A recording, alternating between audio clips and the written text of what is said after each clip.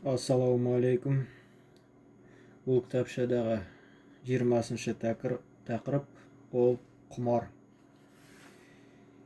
Кей кезде бейне ойынға, бейне роликтерге және құмар ойынға біз беріліп кетеміз.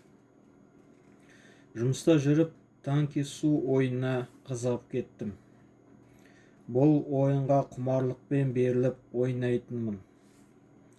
2-3 сағат не одан да көп уақытты осы ойын ойнаумен болатынмын. Аллаға шүкір, Алланың қалауымен бір бейне жазбаға тап болдым. Онда біз жалпы өмірімізде жұмыс уақыты, ұйқының уақыты және тағы басқа санағанда жеке басымызға бар болғаны 2-3 сағат қалады екен. Енді сол сағатты ойынға құртсақ, әр күн 3 сағат ойнасақ, бір жылда 1095 сағат уақытымызды босқа жібереді екенбіз. Ол көзге, жалпы денсаулыққа түсетін зақымды санамағанда,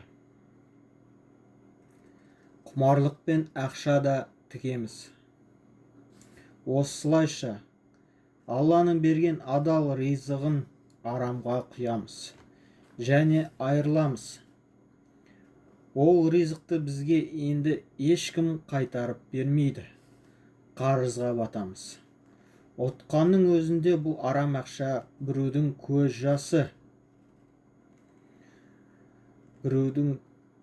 жасы жақсылық, бақыт әкеледі деп ойламаймын. Осы күні құмарлықпен әртүрлі бейне жазбаларды көруге әуеспіз. Барлық бос уақытымыз осымен өтуде. Айналамызға, қоршаған ортамызға, балаларымызға мән бермейміз. Ол аздай денсаулықтан айырылып жатырмыз. Қаншама адамдар осы телефоннан бейне жазбаларды көріп, көз жанарынан айырылып жатыр. Әрі көз жанары жатар алдында 1-2 сағат дем алған жөн. Өйткені адам сонда тезірек ұйқыға кетеді. Ал телефон жарығы ұйқыны көп уақытқа қашырып жібереді. Ертерек ұйықтау өте маңызды. Сағат 10-ға қарай, өйткені бұл уақытта біздің көптеген ауруларымызбен біздің ағзамыз күреседі. Жаратушы құмар бұл шайтанның амалы екенін және жетістікке жету үшін одан аулақ болуға шақырады. Ол шайтан бізді адастырып құрдымға апарады. Біздің тәніміз әлсіздік танытып отырады. Оған қосылып жанымыз да сол құмарлықтарды іздеп тұрады.